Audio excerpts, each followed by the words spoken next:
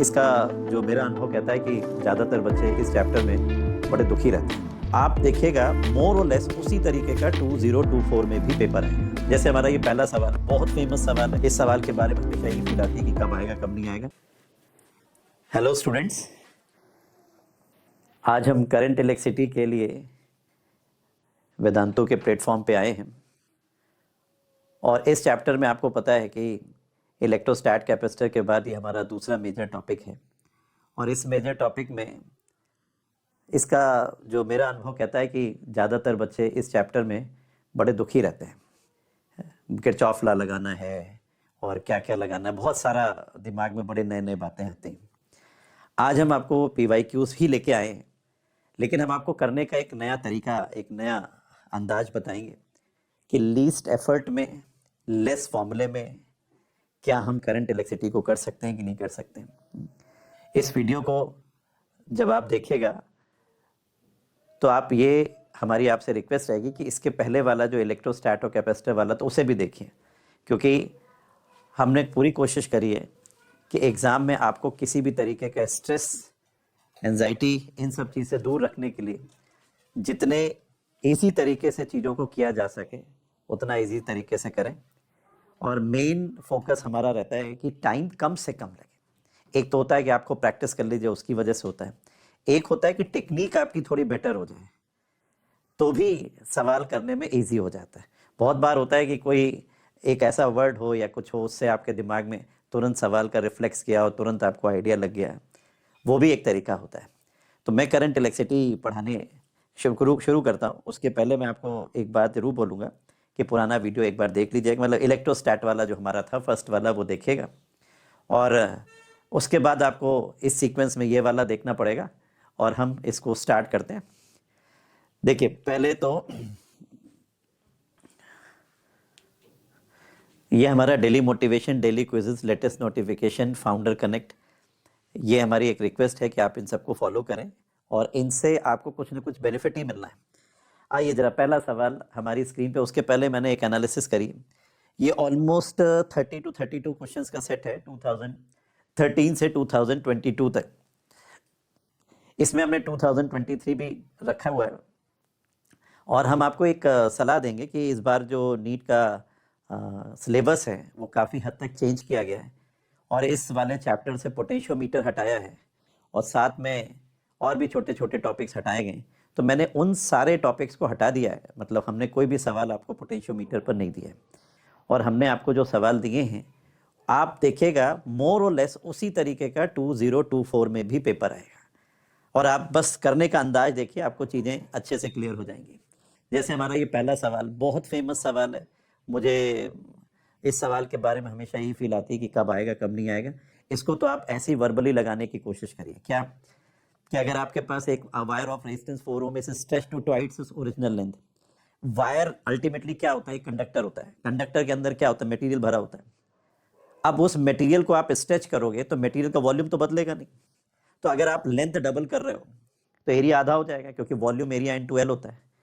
तो length double किया, area आधा हो गया। तो आप मुझे रेजिस्टेंस की वैल्यू बताओ कैसे लिखेंगे? अगर हमने स्ट्रेच कर दिया तो रेजिस्टेंस की वैल्यू क्या हो जाएगी? आपके हिसाब से क्या हो जाएगी? एक मिनट।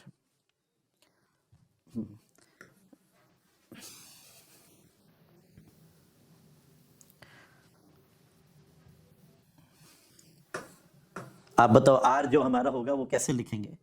रो तो रहेगा ही, मटेरियल वही है। लेंथ आपने क्या करी? ट्वाइस, 2l कर देते हैं।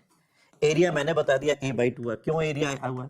वॉल्यूम नहीं चेंज होगा। जो आपके पास वायर बेसिकली कंडक्टर के बने होते हैं, कंडक्टर का जो मटेरियल पार्ट है उस लेंथ को आपने डबल किया तो एरिया आधा होना है। क्यों? वॉल्यूम वही रहना है, वॉल्यूम तो बदलेगा नहीं। तो अब आप सोचो एरिया मैंने आधा कर दिया तो ये 4 टाइम्स नहीं हो गया, रो L/A हो गया। तो ये रो L/A क्या था? बिफोर स्ट्रेचिंग वाला जो रेजिस्टेंस था उसकी वैल्यू हो गई। आप बताओ कितनी दी आपने? 4 ओम। तो आई होप ये आंसर आपको आ गया, इसमें तो टाइम लगता नहीं। नेक्स्ट सवाल आप देखो, द इंटरनल रेजिस्टेंस ऑफ 2.1। अब ये जितने भी सवाल मैं आज के सेशन में आपको कराऊं उन सब की फॉर्मूला शीट बनाई है। बहुत बार होता है, बहुत सारे बच्चे क्या करते हैं, चैप्टर में कोने कोने से जाके फॉर्मूलों की शीट बनाते रहते हैं। लेकिन मेरा मानना है कि जो हम PYQs में या जो हम आपको क्वेश्चंस 2024 के लिए डिस्कस कर रहे हैं, उनके फॉर्मूला शीट भी बना लीजिए। वो आपकी फॉर्मूला शीट से बहुत छोटी होगी, और यही फॉर्मूला शीट अगर आपको एग्जाम में याद रहे तो आपका बहुत कुछ अच्छा हो जाएगा। जरूरी नहीं कि आप सारी पूरी फॉर्मूला शीट के एक एक फॉर्मूला याद करिए, ठीक। मैं ये नहीं कह रहा कि उसको मत करिए, लेकिन इतना भी मत करिए कि जो हमारे वर्किंग फॉर्मूला है, जो बहुत कम फॉर्मूलों से काम चल सकता है, उसमें आप कुछ गड़बड़ करें। देखिए, the internal resistance of 2.1 volt cell which gives a current 0.2 ampere through a resistance of 10 ohm. तो निकालना क्या है भाई, हमें इंटरनल रेजिस्टेंस ही तो निकालना है।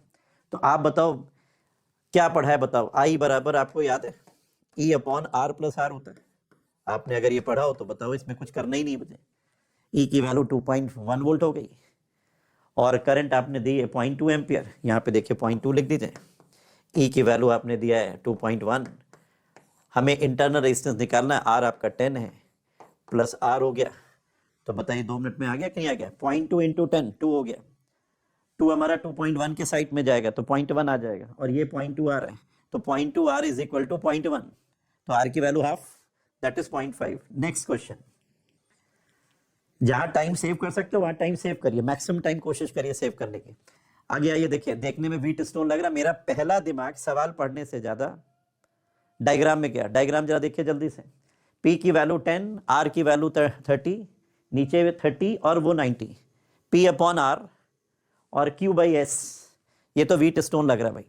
इसके अंदर गैल्वोमीटर वाली ब्रांच में कोई भी करंट नहीं फ्लो करेगी। अब आप सवाल पढ़ लीजिए, देखिए क्या जानना चाहते हैं। क्या जानना चाहते हैं? If the galvanometer is 50 ohm, तो हमें निकालना है कि current drawn from the cell निकालना। आप गैल्वोमीटर वाली पूरी ब्रांच हटा दीजिए।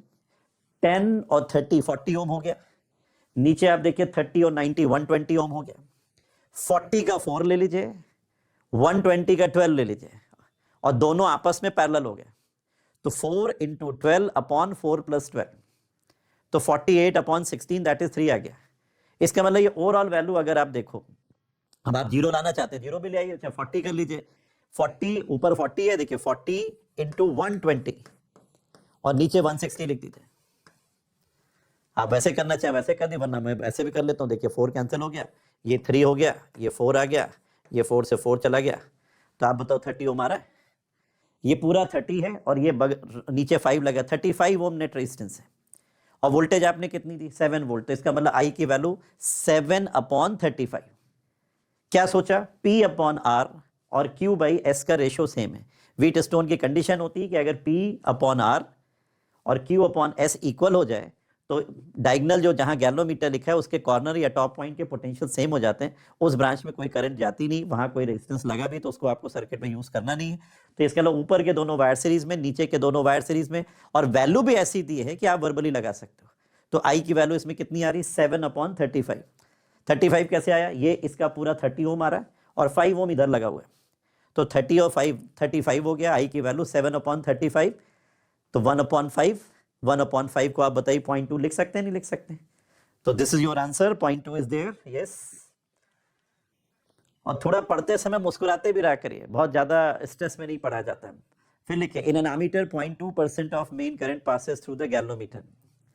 ठीक, इसका मतलब गैल्वोमीटर से इन्होंने एमीटर बनाया।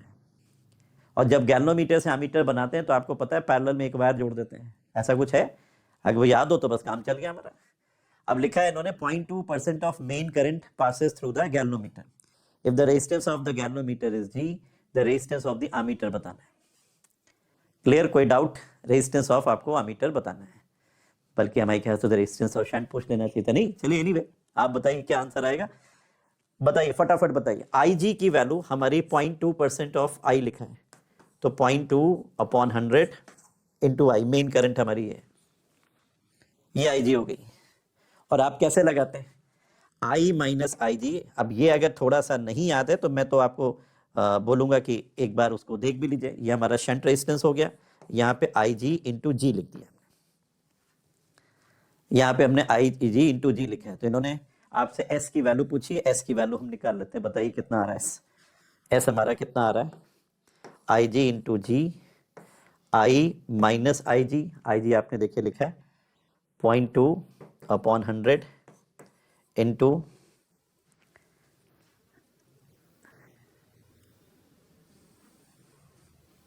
I।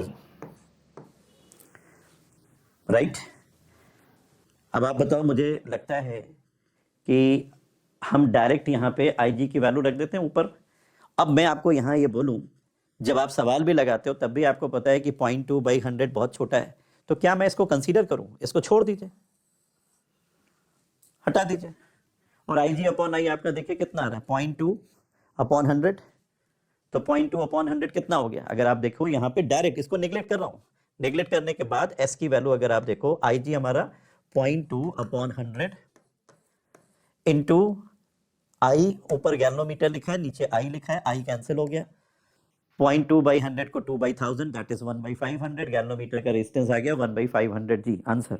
अब आप देख रहे हैं सवाल इस तरीके के आते हैं नीट में कि आपको ज्यादा टाइम नहीं लगता है, आप जबरदस्ती वहां बैठे रहिए तो आपका काम है, उसका कोई काम नहीं।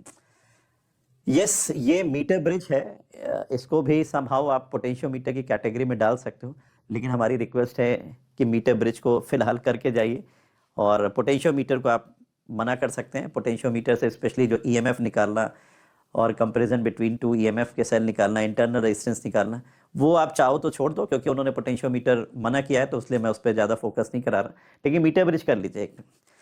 Resistance in the arms of the meter bridge are 5 ohm and R ohm दिया हुआ है। When the resistance R is shunted with an equal resistance, shunted का मतलब होता है ऊपर R के पैरेलल में एक और R लगा देना, शंटेड का मतलब होता है वायर जोड़ना बट पैरेलल में जोड़ना। With an equal resistance, the new balance point is at 1.6 L1 कर देते हैं। आप पहले बताओ कितना आ रहा है, आप देखिए डायरेक्ट आप 5/R is equal to, direct लिख दीजिए L1/100 माइनस L1, राइट। ये जब आपने शंट नहीं लगाया, क्या किया आपने? मीटर ब्रिज में कंडीशन है व्हीट स्टोन की कंडीशन, ये फॉलो करता है। मीटर ब्रिज नाम ही यही पड़ा है। वायर को, जो पोटेंशियोमीटर वायर होता है उसका आपने वायर यूज किया है और उसमें व्हीट स्टोन कंडीशन लगा दी, तो इसीलिए उसका नाम मीटर ब्रिज हो गया। और बैलेंस करने के लिए क्या होता है, जब गैल्वेनोमीटर में कोई करंट नहीं जाती तो नल पॉइंट हो जाता है, नल पॉइंट पे ही मीटर ब्रिज अपनी रीडिंग बताएगा। अगर गैल्वेनोमीटर में करंट चली गई तो फिर आप इसको मीटर ब्रिज भी मत बोलिए, फिर ये मीटर ब्रिज नहीं है। जब गैल्वेनोमीटर में करंट नहीं जाए और आपने जॉकी इस वायर पे ऐसी जगह टच करी, ये स्लाइडिंग वायर को हम जॉकी कहते हैं, ऐसी जगह टच करिए कि जब गैल्वेनोमीटर में कोई करंट नहीं जा रही, उस मूवमेंट पे हमारा जो रेजिस्टेंस का रेशो और यहाँ पे वायर की लेंथ का रेशो जो आता है वो इक्वल होना चाहिए अकॉर्डिंग टू व्हीटस्टोन कंडीशन। ये हमने इसलिए इक्वेशन लिख दी, देखिए 5/R is equal to direct L1/100 minus L1। कुछ लोग हमें कह सकते हैं कि सर ये डायरेक्ट लेंथ कैसे लगा दिया, R बराबर रो L/A होता है, तो इसमें रो और एरिया तो चेंज नहीं होगा, इधर वाले सेगमेंट उधर वाले सेगमेंट का, तो वो हमने लिखा नहीं है। अब आपने R को शंट कर दिया, शंट करने मतलब R के पैरेलल एक और R लगा दिया, दो वायर सेम वैल्यू के पैरेलल में, तो R/2 हो गया। अब हम यहाँ पे लिखेंगे 5/R/2 और ये वैल्यू आ गई अब 1.6 L1, देखिए लिखा ना, new balance point it at 1.6 L1, यहाँ पे 100 माइनस 1.6 L1 कर दें, हो गया। अब आप जल्दी से देखो, ये 2 उधर लगा देते हैं, कुछ नहीं करते हैं, 5/R की ये वैल्यू लिखी वो यहाँ ला के रख देते हैं, इसको सिंप्लीफाई। आप देखो जितना टाइम वहां बचाओ उतना अच्छा होता है। 2 यहाँ लिखा रहने दीजिए, 5/R की वैल्यू L1/100 माइनस L1, इसको और इसको बैठ के सॉल्व करना है। अब आप सॉल्व करने का तरीका, L1 देखो ये कैंसिल हो गया, 2 से 1.6 कैंसिल हो गया, 0.8 आ गया। 0.8 को आप 100 से मल्टीप्लाई करेंगे, 80 minus 0.8 L1 is equal to 100 minus 1.6 L1, उसको बैठ के सॉल्व कर लीजिए, L1 की वैल्यू आ जाएगी, राइट। नेक्स्ट देखिए, L1 की वैल्यू आ जाएगी, फिर आप उससे R निकाल सकते हैं। चलिए आगे आइए जरा, नेक्स्ट सवाल पढ़िए। 2 cities are 150 kilometre apart, electric power is sent from one city to another. मान लो मैं आपको through the transformer, through the copper wire, the fault to potential per kilometre is 8 volt and average resistance per kilometre is 0.5 ohm, the power loss in the wire. अब आप बताओ 8 kilometre 8 volt का loss होता है 1 kilometre में, वो लिखा है इन्होंने, the fall to potential per kilometre is 8 volt. बताओ 150 किलोमीटर में कितना फॉल हो जाएगा, 1 किलोमीटर में 8 है तो 150 किलोमीटर में कितना हो, 150 इंटू 8। फिर एवरेज रेजिस्टेंस पर किलोमीटर कितना दिया है, 0.5, तो 150 किलोमीटर का कितना होगा, 150 इंटू 0.5। पावर लॉस निकालना है तो क्या करेंगे, पावर में डायरेक्ट V² अपॉन R लगा दीजिए, क्योंकि यहाँ पे पोटेंशियल गिवन है कितना गिवन है 150 इंटू 8 का होल स्क्वायर। आर कितना गिवन है, आर भी आपको गिवन है 150 इंटू 0.5, बस बैठ के सॉल्व कर लीजिए आंसर आ जाएगा। अब यहाँ पे फ्रैक्शन में वैल्यू आ रही है तो मैं उतना डिटेल में नहीं जा रहा हूँ, लेकिन आपको आइडिया तो लग गया कि करना क्या है। v की वैल्यू कितनी लिखनी, once again I am telling you 150 kilometre दो सिटीज हैं, पावर हमें एक सिटी से दूसरे सिटी में ले जानी है, जो पोटेंशियल फॉल हो रहा है पर किलोमीटर 8 वोल्ट है। तो 150 किलोमीटर में कितना फॉल हो, क्योंकि एक किलोमीटर में 8 वोल्ट, तो 2 किलोमीटर में 16 वोल्ट, 3 किलोमीटर में 24 वोल्ट, ऐसे ही 150 किलोमीटर में, तो 150 इंटू 8 यहां लिखेंगे। मैं लिखिए देता हूं 150 इंटू 8 का होल स्क्वायर। और रेजिस्टेंस में क्या लिखेंगे, रेजिस्टेंस में क्या लिखेंगे जरा बताइए, रेजिस्टेंस में कोई बताएगा 0.5 इंटू 150, बैठ के उसको सॉल्व कर लीजिए आंसर आ जाएगा। ओके, कोई डाउट करके देखिएगा, इसका आंसर आएगा। चलिए नेक्स्ट। इस तरीके के सवाल नीट में आते हैं, जिसके लिए ना तो आपको फॉर्मूला शीट चाहिए, ना आपको चैप्टर के एक एक रिग्रेस फॉर्मूले पता हो। इस तरीके के सवाल आजकल नीट में आते हैं, और आप देखिएगा, हमें उम्मीद है 2024 में भी ऐसा सवाल आएगा जहां आपको फॉर्मूले की कोई खास जरूरत नहीं पड़ेगी। और किरचॉफ लॉ लगा के बड़े बड़े लूप में सॉल्व करना जब हम लोग क्लासेस में पढ़ाते हैं तब जरूर कराते हैं, लेकिन जब एग्जाम का समय आता है, और वो भी ऑलमोस्ट 1-1.5 महीने बचे हों, 1 महीना बचा हो, जो भी टाइम आपके पास बचा हो, उसमें उतने बड़े सवाल लगाने का क्या मतलब है। उस समय तो आपको बस वही पढ़ना है जो एग्जाम में आने वाला है। अब आप उस समय रिसर्च करोगे तो आपका नुकसान है, इस समय रिसर्च का टाइम नहीं है, राइट। अब आप देखिए इस सवाल को हम कितने आसानी से लगाते हैं। इन्होंने बोला है ऐसे ही वर्बली लगाएंगे, कोई हम अब ज्यादा सोचने की जरूरत नहीं।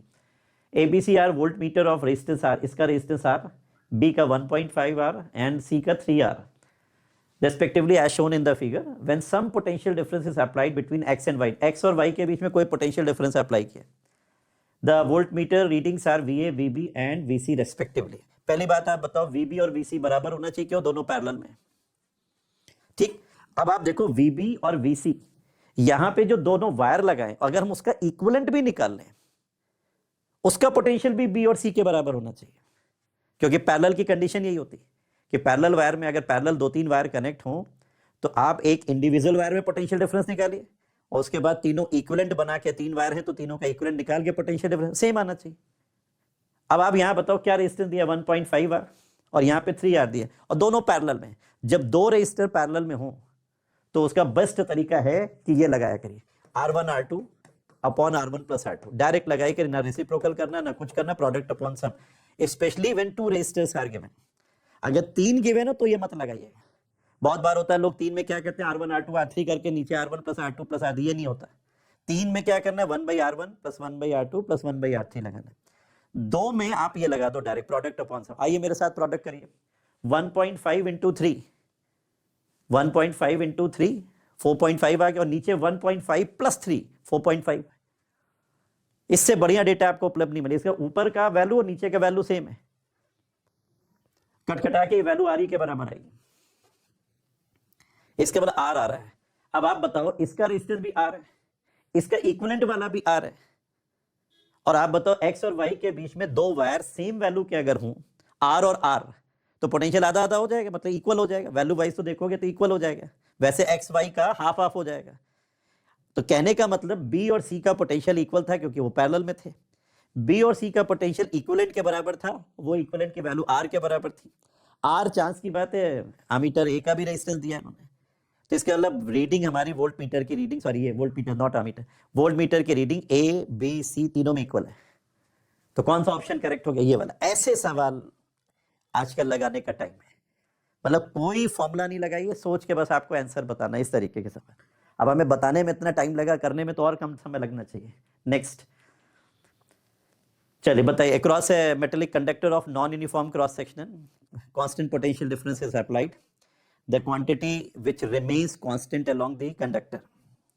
मैं आपको इससे रिलेटेड थोड़े बहुत फॉर्मूले अगर चाहूं तो लिख दूं, जैसे ड्रिफ्ट वेलोसिटी का इलेक्ट्रिक फील्ड से रिलेशन भी वो ई होता है, अगर आपको याद हो। करंट डेंसिटी का अगर आपको याद हो तो जे बराबर आई इंटू एरिया भी होता है, राइट। अगर आपको थोड़ा सा याद हो तो जे बराबर सिग्मा इंटू ई भी होता है। आप इसको चाहें तो ई अपॉन रो भी लिख सकते हैं। ये मैंने ऐसे ही लिख दिया है क्योंकि यहाँ पे 4 ऑप्शन थे, मैंने आपको सिखाने के लिए लिखा है। लेकिन हमारा सवाल से इससे कोई मतलब नहीं है, इन फॉर्मूलों से मतलब नहीं, ऐसे ही आंसर आ जाएगा। हमारा कंडक्टर नॉन यूनिफॉर्म है, ऑब्वियस सी बात है, एरिया बदल रहा है। लेकिन करंट के बारे में क्या है, एक बार करंट एंटर करेगी तो बाद में लीव ही करके जाएगी, उसका एरिया से कोई लेना नहीं। तो क्या चीज बदल रही है, करंट डेंसिटी बदल रही है, एरिया चेंज हो रहा है बट आई नहीं चेंज हो रहा है। किसी भी, अगर मैं इसको बना के दिखाऊं तो आप ऐसे मान लो एक कोन टाइप की चीज बना दी, ऐसे बना दी, अब आपने यहां से एंट्री दिखा दी, करंट आई गई, हर लेयर में आई पहुंचेगी, ये आई रहेगी। बदल क्या रहा है, एरिया चेंज हो रहा है, जे की वैल्यू बदल जाएगी, लेकिन आई नहीं बदलने वाला। अब ये कंसेप्चुअल सवाल है, ये आपके गलत नहीं होने चाहिए। तो what would be the answer, the current would remains the same. Next question,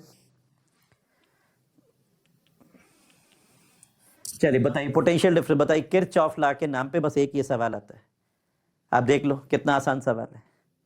Kirchhoff law ऐसे ही चलता है भाई, एक सिंपल उन्होंने पार्ट में पूछ लिया है, V A minus V B निकालिए, बताइए कितना आएगा, ऐसे ही लगाते हैं। करंट इधर से आ रही तो ये वाला एंड हमारा प्लस हो गया, ये वाला अगर आप देखो तो प्लस है, ये माइनस है, इसी तरह ये प्लस है, ये माइनस है। यहाँ पे आप देखो पोटेंशियल फॉल हो रहा है, कितना I into R, 2 into 2 4 volt fall हो रहा है, 3 वोल्ट बैटरी का फॉल हो रहा है। फॉल मतलब ये कि मैं ए वाले एंड से स्टार्ट करके बी की तरफ जा रहा हूँ, तो पोटेंशियल की वैल्यू फॉल हो रही, तो 4 वोल्ट यहाँ फॉल हो रहा है, 3 वोल्ट यहाँ पे फॉल हो, 4 3 7 सारे फॉल वाले ऐड कर देते हैं, 4 3 7, और यहाँ पे भी फॉल हो रहा है, करंट 2 इंटू 1, तो 4 में 2 ओम में भी फॉल, बैटरी का फॉल, 1 ओम का, सारे फॉल आ गए। तो आंसर क्या होगा, 4 + 3 7 + 2 9। देख लीजिए कोई ऑप्शन 9 वाला लिखा है, आंसर आ गया, 9 वाला आ गया, ऑप्शन हो गया आंसर। नेक्स्ट पे देखिए लिखा है फिलामेंट। अब इस सवाल को लगाने के लिए बहुत सारे बच्चे बहुत सारे फॉर्मूले लगाते हैं, पढ़ लीजिए सवाल। A filament bulb is to be used in a 230 volt main supply when a resistance R is connected in series. It works perfectly and the bulb consume 500 watt, the value of R is. अगर मैं आपको थोड़ा सा सिखाने के लिए एक काम करता हूं, एक बल्ब ऐसे बना देता हूं, एक साइड में रेजिस्टेंस लगा देता हूं, एक यहां पे आपको बैटरी लगा देता हूं, ऐसे कुछ सिखाने के लिए मैंने बता दी, ऐसे बना दिया। अब आप जरा ट्रिक से सवाल लगाइए, टाइम देखिए बचेगा हमारा, ठीक। अब इन्होंने क्या कहा है कि हमारा जो फिलामेंट बल्ब है वो 230 वोल्ट सप्लाई पर लगता है। अब मैंने उस बल्ब के साथ एक रेजिस्टर कनेक्ट कर दिया सीरीज में। जब आप रेजिस्टर को सीरीज में कनेक्ट कर रहे हैं तो बल्ब आपका 500 वॉट पे चला गया। और आपको ये बात पता होनी चाहिए कि जो आपने रेटिंग लिखी है 500 वॉट 100 वोल्ट, इसका आप यहीं पे फायदा उठा लीजिए। इसका मतलब क्या होता है, जो आपके फिलामेंट बल्ब के साथ आपने यहाँ पे लिखा है, ये रेटिंग कहलाती है। मतलब रेटिंग का मतलब this is the maximum power of the bulb और this is the maximum voltage you can apply. तो अगर आप मैक्सिमम वोल्टेज और मैक्सिमम पावर हमेशा इन्वर्टेड कॉमा में बल्ब के बगल में रेटिंग में लिखे होते हैं। इसके दो फायदे, अगर 500 वॉट बल्ब कंज्यूम हो रहा है तो 100 वोल्ट वहां पे होगा, अगर वहां पे 400 वॉट हो रहा है तो 100 वोल्ट से थोड़ा कम हो जाएगा। 600 वॉट कभी हो नहीं सकता। 600 वॉट इसलिए नहीं हो सकता, बल्ब टूट टाट के खत्म हो जाएगा, बल्ब जल जला के खत्म हो जाएगा, बल्ब का फिलामेंट टूट जाएगा। मतलब कहने का मतलब ये बल्ब नहीं टूटेगा, फिलामेंट टूट जाएगा। 500 वॉट लिखा है तो उसका मतलब 100 वोल्ट तो हो गए, कंफर्म बता दीजिए। अब करंट की वैल्यू अगर आपसे पूछें तो P बराबर आप जानते हो V इंटू आई होता है। पावर 500 वॉट, वोल्टेज 100, तो आई की वैल्यू 5 आ रही, आप देखिए आई 5 आ रही। अब आप मेरी बात पे ध्यान से सुनिए, इनका ये जो 500 वॉट लिखा है, इससे सवाल करने का पूरा आइडिया ही बदल दीजिए। कैसे बदल दीजिए, यार ये बल्ब 500 वॉट का तभी होगा जब यहां पोटेंशियल 100 वोल्ट हो, करंट की वैल्यू यहां पे 5 हो, ये कन्फर्म। आपने बैटरी लगा रखी 230 वोल्ट की, अब आप बताओ 230 वोल्ट में 100 वोल्ट तो बल्ब को चला गया, इसके अंदर रजिस्टर के क्रॉस वोल्टेज आ गई 130, क्यों सीरीज में आपको पता है 100 और 130 मिलके 230। अब 130 वोल्ट ही होगी, करंट आपकी 5 जा रही, तो रेजिस्टेंस की वैल्यू कैसे निकालेंगे, V by I, 130 divided by 5, 130 को 5 से डिवाइड कर देखिए 26 आ रहा है, हो गया आंसर। ये केवल 500 वॉट देख। इसी तरीके से नीट के हर सवाल में कैलकुलेशन फ्री काम चलता है। कोई आप देख लीजिए हमने कौन सा फॉर्मूला लगाया, अगर आप मेरे से पूछेंगे तो पावर के आपको यही 3 फॉर्मूले याद है, 3 version, V I, V square by R और आई स्क्वायर आर। इसके अलावा तो कुछ नहीं लगाया ना, इसके अलावा आप देखिए तो हमने कुछ नहीं लगाया, बस इसी का एक वर्जन लगा के बता दिया। राइट, नेक्स्ट सवाल देखिए, आइए चलिए नेक्स्ट सवाल। आ जाइए फटाफट। The charge flowing through a resistance R varies with time t as where and the total heat produce निकाल ली, टोटल हीट प्रोड्यूस। ये थोड़ा अच्छा सवाल भी आप कह सकते हो कि भैया हीट प्रोड्यूस करना है तो कैसे, पहले आप बताओ करंट की वैल्यू क्या आएगी, जल्दी से बता दो। आई, फटाफट आई की वैल्यू कैसे, D Q by D T करके बताओ, जल्दी से बता दो फटाफट तेजी से। आई की वैल्यू आप देखो ए माइनस टू बी टी आ रही, चेक कर लो। आई की वैल्यू अगर चेक करो ए माइनस टू बी टी आ रही, जल्दी से देखो भाई सब लोग आ रही। अब क्या लिखा है, total heat produce in resistor, बताओ कैसे निकाल देते हैं। डेल्टा एच बराबर I square R d t. अब यहां पे आई स्क्वायर करना है, अब यहीं पे आप बैठ के पहले स्क्वायर कर लो, यहीं कर लो, देखो तब लगाओ। ए स्क्वायर प्लस 4 टी का 4b square T square minus 4ab T, ये हमारा आर आ गया, यहां हमने डी टी लिख दिया। ठीक है, कोई लिमिट दी है उन्होंने, टोटल हीट प्रोड्यूस। अब ये बड़ा टिपिकल सवाल है, टोटल हीट प्रोड्यूस कितने टाइम तक हम इंटीग्रेट करें। और आप देख रहे करंट के एक्सप्रेशन में ये a minus two b t आ रहा है, इसीलिए 2016 के पहले नीट के पेपरों की बड़ी इज्जत होती थी, बल्कि 2016 के 2018 तक भी चलो मान लो, ये 20 के बाद तो सोचने की बात ही नहीं है। अब यहाँ पे हम लिमिट लगाते समय सोच रहे क्या करें, इन्होंने कहा टोटल हीट, इसके बाद तब तक जब तक वायर में करंट जा रही, और करंट की वैल्यू जीरो कब होगी, यहाँ जीरो रख के निकालिए। जैसे ही आई बराबर जीरो रखेंगे तो टाइम की वैल्यू a अपॉन टू भी आ जाएगी। तो आपको लिमिट यहां पे लगानी 0 to a upon two b. क्यों लिया a अपॉन टू बी, क्योंकि ये आपको सोचना पड़ेगा कि हमारे करंट में ये बीच में माइनस आ रहा है, तो आई की वैल्यू अगर जीरो कर दोगे तो टाइम की value a upon two b आ जाएगी, निगेटिव में नहीं आ रही। इसका मतलब किसी ना किसी टाइम पे करंट की वैल्यू जब जीरो हो जाएगी तो फिर हीट लॉस बंद हो जाएगा। वायर में हीट तब तक है जब तक वायर में करंट जा रही है, तो आपको जीरो से लेके a upon two b time तक हीट निकालनी। अब इंटीग्रेट कैसे करेंगे, यहाँ पे ए स्क्वायर, अब मैं यहाँ पे स्लाइड चेंज करके करूंगा तो बड़ा टाइम लगेगा। आप जरा बताओ आपको साफ साफ दिख रहा है, मैं यहाँ पे थोड़ा सा करके दिखा देता हूँ, आप अपने आप कर लेना। देखो पहले वाले का आएगा ए स्क्वायर, इंटीग्रेशन के बाद यहाँ पे आएगा टी, ठीक राइट। इसका बता दो 4b स्क्वायर, ये आएगा टी क्यूब बाई 3, और लास्ट में यहाँ पे टी आ रहा है, टी डी टी का क्या होगा 4ab टी स्क्वायर बाई 2। और सभी में आपको लिमिट लगानी, क्या लगानी, ये 0 to a upon two b, बाहर r लिख दीजिए। अच्छी बात है, जीरो आप सब में रखोगे तो माइनस वाला पार्ट चला गया। बस आपको करना है क्या, a upon two b t की जगह रखना, या टी क्यूब की जगह रखना, या टी इसको सिंप्लीफाई करिए, आपका आंसर आ जाएगा। राइट, चलिए नेक्स्ट सवाल। ये सबसे अच्छा सवाल था अभी तक का, लेकिन इसके आने की संभावना आई डोंट थिंक सो। चलो नेक्स्ट बताओ। अब आप बोलोगे कि सर ऐसे तो पेपर में क्या कुछ आएगा ही नहीं, कभी कभी हमारे अपोनेंट जो है ये बात बोल देते हैं, लेकिन हमारा एक मानना ये है कि हम सारे टीचर कई सालों से पढ़ा रहे हैं, और बड़ी रेंज में हम लोग पढ़ा सकते हैं। लेकिन स्मार्ट मूव ये होता है कि जब आखिर में एग्जाम आ रहा है, आप कितने भी ज्ञानी हो, कितना भी आपने पढ़ा हो, विनर तो वही है ना जो एग्जाम में उस दिन 620, 630, 640 के ऊपर रहे, विनर तो वही है। तो इस समय आखिरी के जो हमारे मुश्किल से 1-1.5 महीने का जो भी टाइम आपको मिल रहा है, तो इस समय अगर आप सुपर टफ सवाल लगाने की कोशिश करोगे, मैं फिर कह रहा हूं, मैं डिस्क्लेमर डाल रहा हूं, जिन बच्चों के मार्क्स 670, 680 आते हैं, उसके ऊपर आते हैं, वो हमारी बात को मत माने। मैं उनके लिए जरूर कह रहा हूं कि जो बेचारे 580, 590 पे आते हैं इतनी मेहनत करने के बाद, उनको मैं समझा रहा हूं कि इस समय अपनी पढ़ाई का डायरेक्शन चेंज करो। अननेसेसरी हाईटेक हाई-फाई सवालों को अभी अवॉइड करना चाहिए। छोटे सवालों में एरर होने की संभावनाएं ज्यादा होती। कोई सवाल छोटा बड़ा नहीं होता, बट ये होता है कि सवाल स्ट्रेट फॉरवर्ड। एक होता है कि जैसे आप कोई चैप्टर लगाते हो, उसी काम को बार बार करते रहो, बहुत बात आप इरिटेट भी हो, क्योंकि जो बहुत अच्छे बच्चे होते हैं वो इरिटेट हो जाते, सर क्या वही लगाते रहे, वही लगाते रहे, तो वो इरिटेट हो सकते हैं।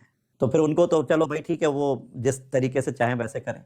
लेकिन मेजॉरिटी वाले लोगों को हमारा कहना है कि ऐसे मौके पे आप अपने को कूल रखिए, और जितना आप एंजाइटी फ्री रहेंगे, कोई एक सवाल अगर नहीं आता है तो इसका मतलब ये नहीं हुआ कि 45 में 45 नहीं आएंगे। एक सवाल ना आने का मतलब ये नहीं होता कि 45 खत्म हो गया, 44 अभी भी बचे हैं, आराम से एंजॉय करिए, राइट। आइए इस सवाल को लगाते हैं। The resistance of wire is R ohm दिया, ऐसे ही लगाइएगा। If it is melted and stretch to n times, अभी हमने आपको पढ़ाया था, जब हमने अभी आपने देखा 2 टाइम्स स्ट्रेच करा था तो रेजिस्टेंस हमारा 16 ओम आ गया था, 4 का डबल हो गया था। हम ऐसे ही बता देते हैं, एन स्क्वायर हो जाएगा, हो गया। अगर आपने लेंथ को एन टाइम्स बढ़ाया तो एरिया एन टाइम्स रिड्यूस हो जाएगा। मतलब अगर आप लेंथ को एल एन इंटू एल लिखोगे तो एरिया को ए बाई एन लिख देना, तो रेजिस्टेंस आपका एन स्क्वायर हो जाएगा। ऐसे सवालों को तो ऐसे ही निपटाइए, खत्म हो गया। नेक्स्ट, चलिए आगे देखते हैं। देखा है set of n equal resistors, value R, each are connected in a series to a battery of EMF. जरा ये बात मैं सबको बोलूँगा कि पिछले 2-3 सालों में कॉम्बिनेशन ऑफ सेल पे सवाल नहीं आए, तो 2024 के लिए I request to every student जो भी हमारा ये शो देख रहे हो, या मतलब जो भी मेरा हमारा वीडियो देख रहे हो, तो मैं उनसे कहूँगा कॉम्बिनेशन ऑफ सेल के सवाल स्पेशली 2024 के लिए तैयार करके जाइए, कर लीजिए। और उसमें ज़्यादा वैरायटी नहीं होती, हार्डली 3-4 तरीके के सवाल है, उनको लगा लेते हैं। उसमें से एक तरीका ये इन्होंने दिया, और देखिए कितना अच्छा तरीका दिया, हम 2 मिनट में लगा लेते हैं। Set of n equal resistors दिए, each are connected to a series of the battery of EMF E, internal resistance R. अब इंटरनल रेजिस्टेंस भी कैपिटल आर से दिया है। The current drawn is I. अब आपको अगर मैं थोड़ा सा सर्किट ऐसे ही बताऊं कि जब आप बनाते हो तो ऐसे बनाते हो, याद है, ये इंटरनल रेजिस्टेंस, फिर ऐसे करके, ये ऐसे करके बनाते रहते हैं, और बाहर एक एक्सटर्नल रेजिस्टर लगा देते हैं। अगर आपको याद आए तो इस तरीके से हम लोगों ने पढ़ा है। यहाँ पे ई कर देते हैं, ये स्मॉल आर, ये ई कर देते हैं स्मॉल आर, ऐसे ई स्मॉल आर, ये एन सेल हो गई। याद आया? अब ये सबकी पोलैरिटी देख लो, प्लस माइनस सारी सीरीज में कनेक्टेड। तो अगर आई इसका लिखना हो तो आपको याद है टोटल ईएमएफ कितना हो जाएगा, एन ई, टोटल रेजिस्टेंस कितना हो जाएगा, आर प्लस एन आर। ये जब हमने सारी बैटरी को सीरीज में कनेक्ट किया तब ये चीज आ गई। देखिए पहली लाइन उन्होंने यही लिखी है, set of n equal resistors of value R, each are connected in series to a battery of EMF.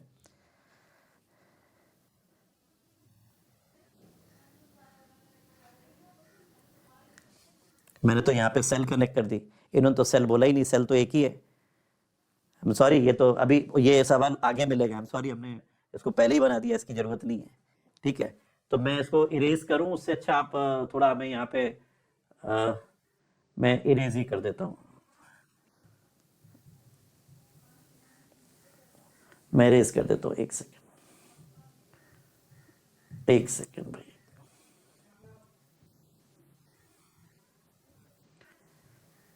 हाँ,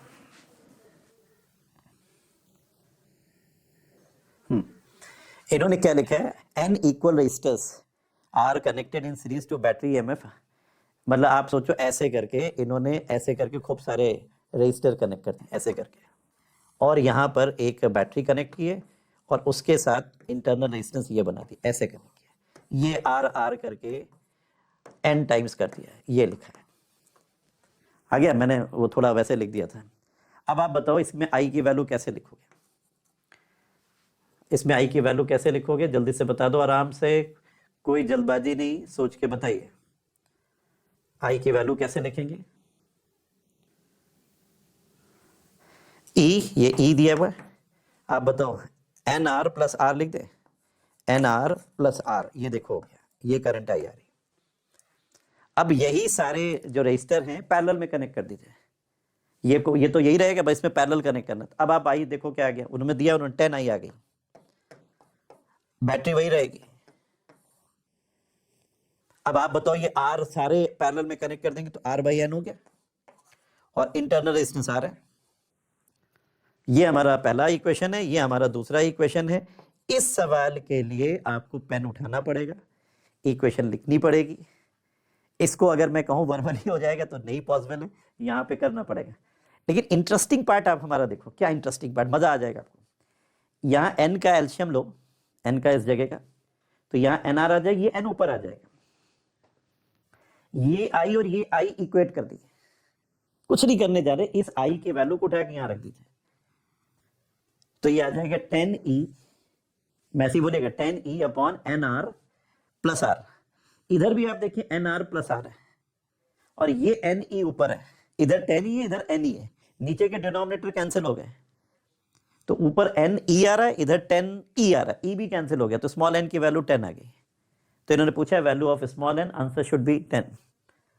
फिर से एक बार देख लीजिए, एक बार आप फिर से देख लीजिए मैं क्या कह रहा हूं। इस आई की वैल्यू को ई अपॉन डिनोमिनेटर में एन आर प्लस आर को यहां लाके सब्स्टिट्यूट कर दीजिए, तो 10 लिखा रहने दीजिए, 10 के साथ ये ई कैपिटल ई आएगा, नीचे एन आर प्लस आर आएगा। इस साइड वाला जब आप सिंप्लीफाई करेंगे तो ये एन इधर आ जाएगा, आर प्लस एन आर, और ये वाला एन ऊपर आ जाएगा, तो इधर n E upon n R plus R, और यहाँ पे क्या था 10e upon n R plus R, नीचे डिनोमिनेटर दोनों साइड सेम है, कैंसिल आउट कर दीजिए, तो ये 10e बराबर एन ई, कैपिटल ई भी कैंसिल हो गया, एन की वैल्यू 10 आ गई। आई होप समझ में आ गया। चलिए नेक्स्ट देखते हैं। ये एक सवाल, a battery consist of variable number n of identical cell, ठीक है, आइडेंटिकल सेल हैं, ठीक, बैटरी बनाने के लिए उन्होंने कई आइडेंटिकल सेल ली, सबका internal resistance R, all are connected in series, the terminal of the battery are short circuited and the current is measured, ठीक, terminals of the battery are short circuited and current I is measured. Clear? ये अक्सर लोग समझ नहीं पाते हैं कि क्या क्या रहे थे। तो आप मुझे बताइए, पहले इन्होंने क्या किया, स्टाइल बनाया, क्या बनाया, बैटरी कैसे बनाई इन्होंने, एन आइडेंटिकल सेल लिए, सबको रेजिस्टेंस से कनेक्ट किया, और बाद में क्या करा, बैटरी का इधर का पॉजिटिव टर्मिनल और इधर वाली बैटरी के नेगेटिव टर्मिनल से कनेक्ट कर दिया, उसी को उन्होंने आपस में कहा है कि हमने terminals of the battery are short circuited connect कर दिया। तो बताइए आई की वैल्यू क्या होगी? ऑब्वियस सी बात है, सारी सेल करंट दे रही है, तो उसमें करंट की वैल्यू घटना बढ़ना तो कुछ है नहीं। कोई ऐसा ग्राफ देख लीजिए जिसमें करंट की वैल्यू कांस्टेंट आ रही हो, चेंज नहीं हो रही हो, बताइए कोई है ऐसा? जो आपको दिखे वो आंसर है, उसमें और कुछ कर ही नहीं सकता। ऐसा तो होता नहीं कि कोई बैटरी एक बार ऑपरेट हो, फिर 2 बार हो, 3 बार, ऐसा तो होता नहीं है। अगर आपने सर्किट एक बार क्लोज कर दिया तो सारी बैटरी मिलकर एक साथ करंट देंगी ना, ऐसा तो है नहीं पहले एक बैटरी दे रही फिर दूसरी दे रही थी, ऐसा कुछ आना नहीं। तो बाकी तीनों ऑप्शन में कोई काम नहीं आएगा, केवल आपको ये वाला लगाना है। Answer C is a correct answer, ठीक, आई की वैल्यू आपकी कांस्टेंट हो गई। चलिए next, current sensitivity of the moving coil galvanometer 5 division पर मिली एम्पियर। ओके, ये एक तरीके से लीस्ट काउंट का भी काम करता है, ये एक तरीके का लीस्ट काउंट भी काम करता है, करंट सेंसिटिविटी वगैरह जो है। End voltage sensitivity of the 20 division पर, तो क्या निकालना है, रेजिस्टेंस ऑफ द गैल्वेनोमीटर निकालना है। बताइए कैसे निकालेंगे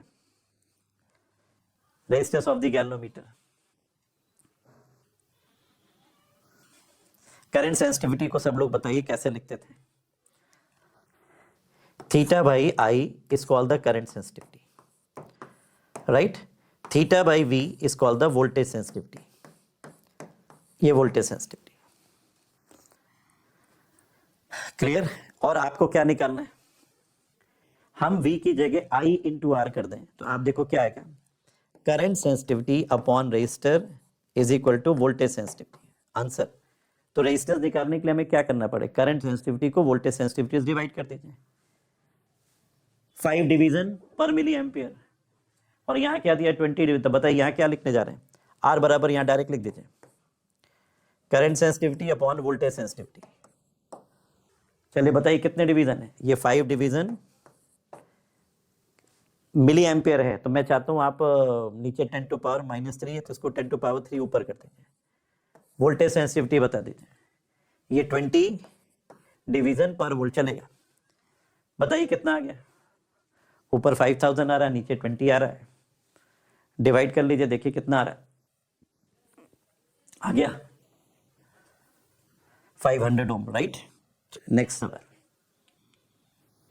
कितना आएगा भाई, जरा देखो एक बार चेक कर लो, 5/2, सॉरी मैं लिख ही देता हूँ, एक मिनट को, ये यहाँ इधर लिख देता हूँ, 5000 अपॉन 20, ये 0 कैंसिल हो गया, 250, नॉट 500, 250, राइट। चलिए नेक्स्ट सवाल लगाइए, which of the following act as a circuit protection device? ये तो आप मोहल्ले में कोई जा रहा है उसको भी बुला लोगे तो भी बता देगा भैया आपके घर का फ्यूज उड़ गया, तो इसमें तो कुछ बताने की जरूरत ही नहीं है, तो जानो दो भाई। चलो next, this again good question, NEET 2019 तक पेपर फिर भी थोड़ा समझदारी वाले आते थे। बताओ, reading of the voltmeter ammeter बतानी है। Assume all the voltmeter and ammeter to be ideal. ये आइडियल वर्ड के बारे में थोड़ी सी बात कर लेते हैं। आइडियल वोल्ट मीटर का इंटरनल रेजिस्टेंस इनफाइनाइट माना जाता है और आइडियल आमीटर का 0 माना जाता है। मतलब आमीटर का अगर वैसे तो हर डिवाइस का रेजिस्टेंस होता है, जब आपने आइडियल लिख ही दिया है, वैसे तो आप देखो सारे सज्जन लोगों को कहते हैं कि बड़े सज्जन हैं, लेकिन वो तो बाद में समझ में आता है कि उतने सज्जन भी नहीं है। तो वैसे ही हाल है, हर डिवाइस का कुछ ना कुछ इंटरनल रेजिस्टेंस होता है। अब आपने आइडियल वर्ड दे दिया है, तो वोल्ट मीटर का आइडियल इंटरनल रेजिस्टेंस इनफाइनाइट होगा और आमीटर का आइडियल इंटरनल रेजिस्टेंस 0 होगा। आइए इसका फायदा उठाते हैं। ये वाला पहला वाला सर्किट अगर देखो, तो पहले वाले सर्किट में ये 10 वोल्ट है, तो ये 10 वोल्ट 10 ओम के क्रॉस भी लगा हुआ। अगर आप गौर करो इसमें कोई रेजिस्टेंस है नहीं, तो सारा पोटेंशियल 10 ओम में जा रहा है, रीडिंग हमारी V1 की 10 वोल्ट आनी चाहिए। इस सर्किट में इन्होंने क्या किया, 10-10 ओम के 2 लगा दिया, V2 लगा दिया और साथ में A2 लगा दिया। अब आप मुझे एक बात बताओ, बैटरी से करंट निकलेगी तो ऊपर वाली ब्रांच में जाएगी या इधर वाली ब्रांच में जाएगी? और हमने पढ़ा है कि करंट उस रास्ते से जाना पसंद करती है जहां रेजिस्टेंस कम से कम हो। अब आप यहां पे जरा आइडियल वर्ड लगा दो, 10 ओम के साथ इनफाइनाइट रेजिस्टेंस लगाए, इसका मतलब करंट हमारी जो आएगी वो ऊपर वाले 10 ओम से जाएगी, इधर से कुछ भी नहीं जाएगी। ये एक तरीके से 10 ओम जो आपने लगाया फालतू का लगा रखा है। तो कहने का मतलब यही 10 वोल्ट की वैल्यू यहां वाले 10 ओम में भी आ रही है और यही 10 वोल्ट की वैल्यू इस 10 ओम में भी आ रही है। और I1 और I2 भी बराबर है। क्यों? जब इससे करंट ही नहीं जानी तो सर्किट का रेजिस्टेंस केवल आप 10 ओम लो, ये थोड़ी ना लेंगे। जब आप आइडियल कह रहे हो तो ये इनफाइनाइट रेजिस्टर वाली ब्रांच, यहाँ कोई करंट नहीं जा रही, करंट आपकी ऊपर वाली ब्रांच से जा रही जहां पे रेजिस्टेंस कम है। तो I1 I2 भी इक्वल हो गया, V1 V2 भी इक्वल हो। ये one of the best question है, सिर्फ ये आइडियल को इंटरप्रेट करना है। बताओ इसमें कोई टाइम लगा आपको?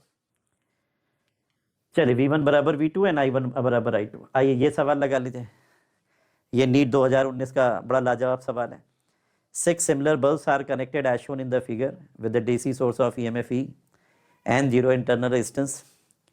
The ratio of power consumption by the bulb, the first part when all are glowing, and second situation में इन्होंने बोला है कि when 2 from section A and 1 from section B are glowing. Okay, right. देखो every bulb has a resistance, क्योंकि bulb के अंदर filaments होते हैं, तो बल्ब के अंदर तो भैया फिलामेंट्स होते हैं। बैटरी का इंटरनल रेजिस्टेंस नहीं चाहिए बल्ब के अंदर। इसका मतलब आप मेरे हिसाब से देखो, ये आर ये आर ये आर ये आर ये आर ये आर 6 रेजिस्टर लगे, 3 इधर पैरेलल में 3 उधर पैरेलल में। ऐसी वर्बली मैं आपको सिखा दूंगा, तो सोचना ही नहीं जरा। अब आप देखो अगर बैटरी का EMF E है तो हर ब्रांच में पोटेंशियल डिफरेंस E आएगा। जब E इधर है तो E इधर भी आएगा, इधर भी आएगा, इधर भी आएगा। ए वाले सेक्शन और बी वाले सेक्शन में रेजिस्टेंस की वैल्यू सेम है, तो इसका अंदर पोटेंशियल E/2 हो जाएगा। केवल हम सीरीज पैरेलल को आपको कांसेप्ट सिखा रहे हैं कि पैरेलल कॉम्बिनेशन में क्या होता है। पैरेलल कॉम्बिनेशन में पोटेंशियल सारे जगह सेम हो जाएंगे, लेकिन सीरीज में लगे हो तो आधा आधा बांट दो। अगर सेम रेजिस्टर तो ये हमने करा E ये है, ये आर और आर। अगर अब आपको क्या ये सीरीज में, देखो बीच में ब्रांच आ गई, सीरीज में नहीं है, ऐसे नहीं बोल सकता मैं, लेकिन पोटेंशियल बता सकता हूँ E/2 ये E/2 E/2, मतलब हर बल्ब में E/2 मेरे हिसाब से ये आप मान के चलो सारे बल्ब में E/2। तो कौन सा फॉर्मूला लगाएं? आप देखिए ग्लोइंग पावर निकालने के लिए हम V²/R लगाएंगे। V के बारे में कोई चर्चा करने की जरूरत नहीं है, सारे बल्ब में सेम आ रहा है, दिमागी मत लगाइए। अब आप बताओ, सारे बल्ब अगर ग्लो कर रहे थे तो इसका मतलब ये आर ये आर ये आर। आप जरा 2 मिनट मेरी तरफ से बना लो, एक आर एक आर एक आर एक आर एक आर एक आर, ऐसे बना लिया और ये आपस में कनेक्ट है। अब आप बताओ, ये आर ये आर ये आर, ये R/3 हो गया, इधर का R R R R/3 हो गया, इसके अंदर R/3 ये R/3 ये आपस में सीरीज में, तो R इक्विवेलेंट जो है 2R/3 आ गया। किसका? फर्स्ट केस में, जब when all the bulbs are glowing. अब आप क्यों निकलवा रहे हो मेरे से? क्योंकि आपने पूछा है कि पूरी पावर निकालो सारे 6 बल्ब की, तो हम सारे पूरे बल्ब के हमें मालूम है पोटेंशियल तो सबका ही बन रहा है, ठीक। तो हम क्या करने जा रहे हैं, हम सबका R इक्विवेलेंट निकाल लेंगे। तो P inversely proportional to R वाला लगाने जा रहे हैं। उसके बाद आपने कहा सेक्शन ए में 2 बल्ब जल रहे हैं और सेक्शन बी में 1 जल रहा है। ये आर और ये मतलब आप सोचो ये दोनों ग्लो कर रहे हैं और एक ये ग्लो कर रहा है, इसका मतलब ये सब हटा दो। आर आर पैरेलल में R/2, R/2 के साथ R, R/2 के साथ R सीरीज में 3R/2। ये R और R पैरेलल में तो R/2 और उस R के साथ सीरीज में तो 3R/2। इसका मतलब R इक्विवेलेंट दूसरे केस का 3R/2 आ रहा है। अब बताओ P1/P2 लिखना है, रेशो निकालना है। इन्होंने क्या पूछा, रेशो ही तो पूछा है। देखिए आंसर में 9:4 2:1, हाँ रेशो निकालना है। तो रेशो हमारा इनवर्सली प्रोपोर्शनल टू रेजिस्टेंस के करना पड़ेगा। तो इसका मतलब इस वाले के लिए अगर मैं P1/P2 लिखूं तो यहां पे मैं लिखूंगा 2R/3 और यहां लिखूंगा 3R/2। R कैंसिल हो गया, ये 3 ऊपर चला जाएगा 9, वो 2 नीचे आ जाएगा 9/4। देखिए है कोई ऑप्शन 9/4? दिस इज द 9/4, ये करेक्ट है। चलिए नेक्स्ट सवाल हमारा आ गया। ये थोड़ा सा ट्रिकी था, ये इसमें तो कुछ करना ही नहीं, आपको पता है कंडक्टर और मेटल्स के लिए रेजिस्टेंस और रेजिस्टिविटी टेम्परेचर बढ़ाने पे बढ़ते हैं। क्यों? कॉपर पूछा है, कॉपर आपका मेटल हो गया तो रेजिस्टेंस भी बढ़ेगा और रेजिस्टिविटी भी बढ़ेगी। आप देख लो 2 ऑप्शन है, या तो ये वाला या तो ये वाला। जब बहुत कम टेम्परेचर होता तो शायद मैं नीचे वाला सोचता, लेकिन नॉर्मली रेजिस्टिविटी इसी तरीके से बढ़ेगी। ये थोड़ा सा पैराबोलिक अंदाज में बढ़ेगी, इसको पढ़ के जाना है, इसके बारे में कोई कंप्रोमाइज नहीं। इसके लिए मैं बोलूँगा एनसीईआरटी की किताब उठाइए और वहाँ देख लीजिए कौन कौन से ग्राफ दिए हैं, थ्योरेटिकल जहाँ पे आपका चैप्टर लिखा है वहाँ से आप इसको देख सकते हैं। राइट, चलिए next. Charge particle having a drift velocity इतना in an electric field has a mobility. Simple जवाब VD बराबर म्यू इंटू ई लगाना है, ना यूनिट पे कोई चेंज करना। म्यू को हम मोबिलिटी कहते हैं। Drift velocity 7.4 into 10⁻⁻⁴। Electric field यहाँ पे 3 इंटू 10⁻⁻10। इधर 7.5 इधर 3 है तो आएगा तो 2.5। इसका मतलब ए और सी में, ए और डी में आप चेक कर लीजिए, पावर को एडजस्ट कर लीजिए। इधर -4 है, इधर -10 है, -10 इस साइड आ जाएगी, +10 हो जाएगी, +10 में 4 चला गया, +6 आ गया, तो आंसर डी हो गया। चलिए आगे बढ़िए नेक्स्ट। ये सवाल एक ऐसा सवाल था कि नीट 2020 में इसमें बड़ा टीचर्स में भी बड़ा कंफ्यूजन हो गया था कि the solid which have a negative temperature coefficient of resistance. Semiconductor तो होता ही होता है, लेकिन इंसुलेटर में भी होता है। ऐसी बात एनसीईआरटी में लिखी हुई थी, लोग बताते हैं कि इंसुलेटर एंड सेमीकंडक्टर दोनों होना चाहिए। उस समय हम लोग की ओपिनियन सेमीकंडक्टर की तरफ जा रही थी, लेकिन इंसुलेटर को भी नेगेटिव टेम्परेचर कोफिशिएंट हमारी एनसीईआरटी की शायद किताब में बताया, इसलिए इसका जो आंसर नीट वालों ने एक्सेप्ट किया था वो इंसुलेटर एंड सेमीकंडक्टर्स किया था। राइट, तो मैं अभी भी इंसुलेटर के बारे में कोई कमेंट नहीं कर रहा हूँ, लेकिन नीट वालों ने एक्सेप्ट किया था, तो so I am just giving you दो आंसर। मुझे नहीं लगता ये सवाल रिपीट होने जा रहा है, लेकिन इसका आंसर इंसुलेटर एंड कंडक्टर्स है। नेक्स्ट सवाल। The resistance wire connected in the left gap of meter bridge balance 10 ohm right gap. If the length of the resistance wire is 1.5 meter, then the length of 1 ohm of the resistance wire is.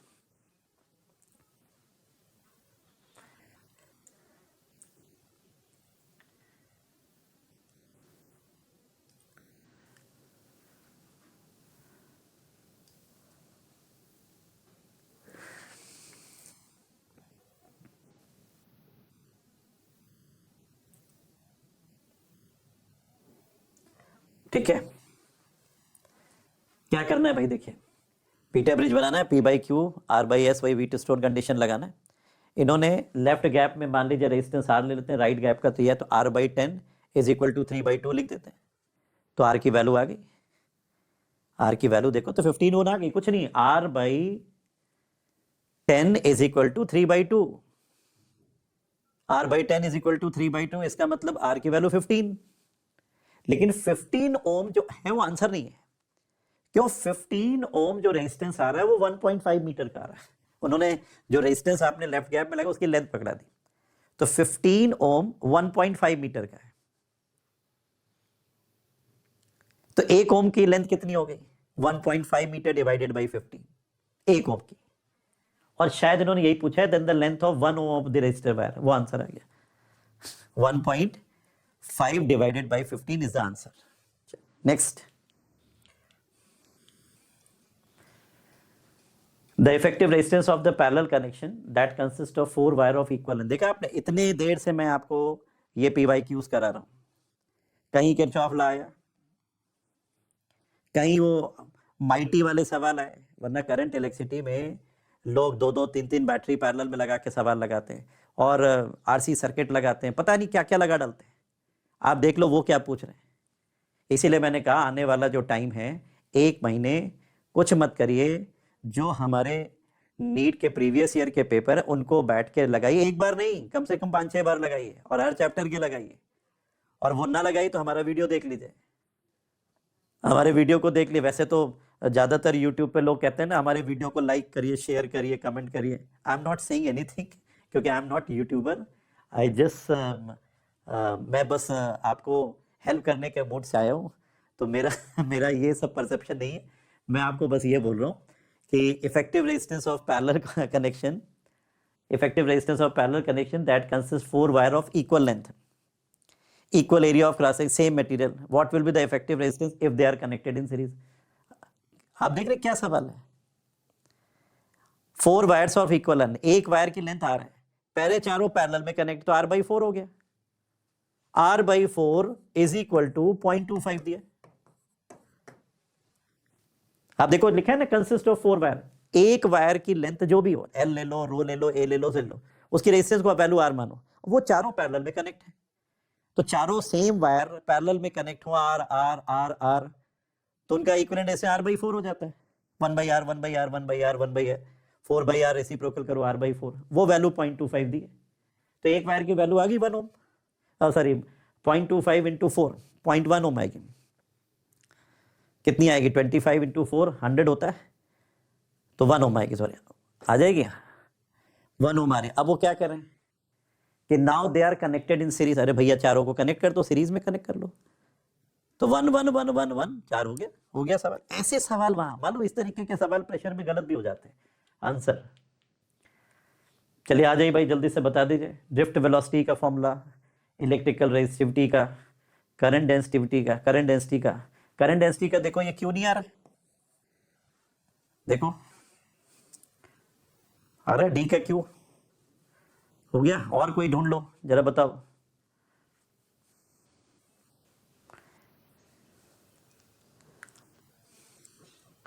मेरे ख्याल से drift velocity का अगर आप देखो तो ये वाला बन रहा है ना, आर वाला।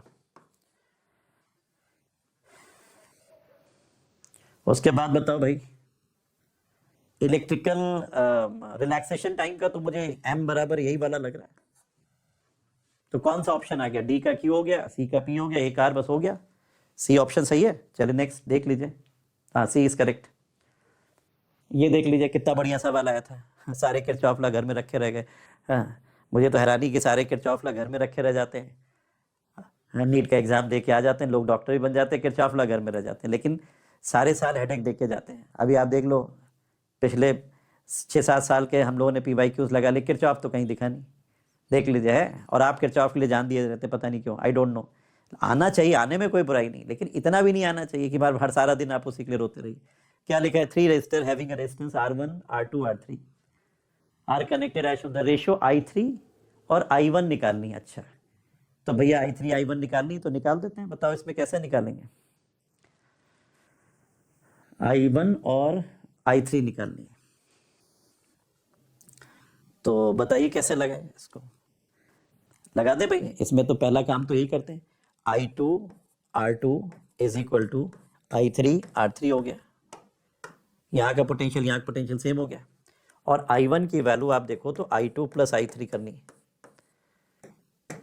इससे I2 की वैल्यू निकाल लीजिए, I2 की यहाँ रख दीजिए, I3 R3 अपॉन R2, और यहाँ पे I3 लिखा हुआ है। बस हो गया सवाल। आपको क्या चाहिए? I1 अपॉन I3 हमारा आ रहा है, जरा चेक कर लीजिए। I1 अपॉन I3 आ गया, R3 अपॉन R2 प्लस 1। आपको I3 अपॉन I1 चाहिए, तो R2 upon R2 plus R3 देख लीजिए, जो हो उसका आंसर आ जाएगा। हमें क्या से डी आ रहा है, D is the answer. As temperature increases electrical resistance, conductor and semiconductor का टेम्परेचर बढ़ाने से सेमीकंडक्टर का रेजिस्टेंस डिक्रीज करता है और कंडक्टर का बढ़ता है। देख लीजिए कौन सा ऑप्शन है। टेम्परेचर बढ़ाने पे मेटल का कंडक्टर रेजिस्टेंस बढ़ जाता है और सेमीकंडक्टर का डिक्रीज करता है। Decrease for conductors, increase for conductor, decrease for semiconductor. Answer C is correct. ये मेरे में स्लाइड में गलत आ गया, इसको आप चेंज कर दीजिए, increase for conductor, decrease for semiconductor. Right, next. Copper wire of length 10 metre, radius इतना, has electrical resistance, the current density in the wire for an electric field. ठीक है, करंट डेंसिटी निकालनी है आपको। ठीक है, कॉपर वायर की length दी है, रेडियस दिया है और इलेक्ट्रिकल रेजिस्टेंस भी दिया, सब तो दिया है भाई। नहीं, क्या निकालना है, करंट डेंसिटी निकालनी है। तो बताइए कैसे निकालेंगे। R बराबर रो L बाई ए पढ़ा है आपने, एक तो ये फॉर्मूला पढ़ा है, एक आपको याद है J बराबर सिग्मा इंटू ई भी पढ़ा है, और J बराबर सिग्मा को 1 अपॉन रो इंटू ई भी कहते हैं। अब आप देख लो क्या क्या गिवन है, आंसर आ गया कि नहीं आ गया। देखो क्या क्या गिवन है। रेजिस्टेंस आपका 10 ओम गिवन है, लेंथ गिवन है 10 मीटर, रेडियस दिया है तो पाई R स्क्वायर करके एरिया लगा दी, तो रो आ जाएगा। रो आ गया कि नहीं आ गया। और यहाँ पे इन्होंने इलेक्ट्रिक स्ट्रेंथ की वैल्यू, हमारे जिन्होंने भी स्लाइड बनाई है वो लिखना यहाँ पे भूल गए, यहाँ पे इलेक्ट्रिक फील्ड की भी वैल्यू है, तो वो इलेक्ट्रिक फील्ड की वैल्यू यहाँ रख दी है, रो इससे निकाल के ले आइए, करंट डेंसिटी आ गया। इस सवाल को मैं कहता हूँ फॉर्मूला बेस्ड सवाल। ठीक, आप देख लेना यहाँ पे वैल्यू हमारे स्लाइड में मिसिंग है, वो यहाँ से पहले आप क्या करो, फिर सुन लीजिए। रेजिस्टेंस दिया है 10 ओम, लेंथ आपको दी हुई है उन्होंने 10 meter, area pi R square करके रो निकाल लीजिए। रो को हम यहाँ यूज करेंगे, इलेक्ट्रिक फील्ड इसमें गिवन थी, यहाँ यूनिट इन्होंने दे दी वोल्ट पर मीटर, लेकिन वैल्यू लिखना भूल गए, तो वो वैल्यू आप यहाँ रखिए, अपने आप करंट डेंसिटी आ जाएगी। नेक्स्ट, टू रेजिस्टेंस, देखिए नीट 2022 देख लीजिए, कोरोना के बाद तो मजे ही मजे।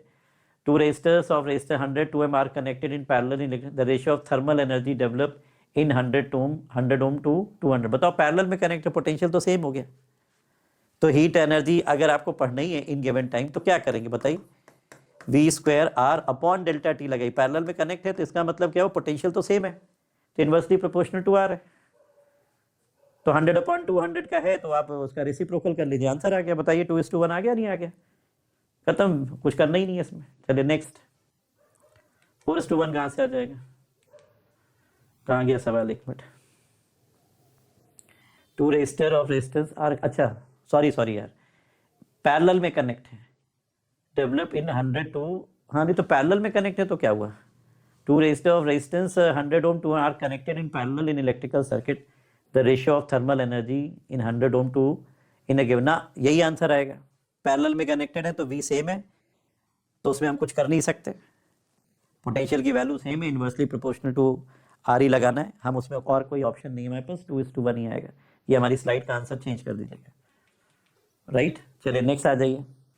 Wheat stone bridge is use to data, देखो ये एक सवाल ऐसा है, इसमें टीचर की ओपिनियन चाहिए, मतलब ये सवाल आपको किताबों में भी नहीं मिलेगा, और ये सब हम लोगों ने भी हायर क्लासेस में जाके पढ़ा कि व्हीट स्टोन की सेंसिटिविटी सबसे ज्यादा मैक्सिमम होती है जब P, Q, R और S की वैल्यू सेम होती है, और जब कोई भी इंस्ट्रूमेंट ज्यादा सेंसिटिव होगा तो उस समय उसकी एक्यूरेसी भी बेटर हो जाती है, और ये सब चीजें आपके क्लास 12th लेवल पे नहीं होती। इस सवाल के लिए तो मैं मानता हूं कि भाई इसमें टीचर्स का रोल है, टीचर ही बता सकते हैं, तो इसका मतलब क्या हुआ, इसका करेक्ट आंसर क्या हुआ, a wheat stone bridge is used to determine the value of unknown resistance x by adjusting the variable resistance y as shown in for the most precise measurement, मतलब more accurate ना, the resistance p and q must be equal, ये सब आपस में equal होने चाहिए, p x के equal q है, y के सारे इक्वल हों तब जो है, और इक्वल होने का एक फायदा भी होता है, क्या फायदा होता है कि उस समय जो हमारी करंट का डिस्ट्रीब्यूशन होता है वो भी बेटर होता है,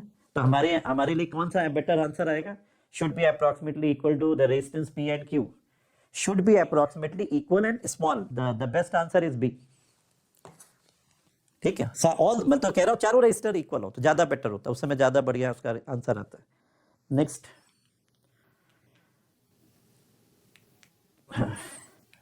तो I hope this was today's session. Last सवाल का मतलब ये हमारा आज का लास्ट सवाल था, और मैं उम्मीद करता हूँ कि आपको हमारा ये सेशन अच्छा लगा होगा।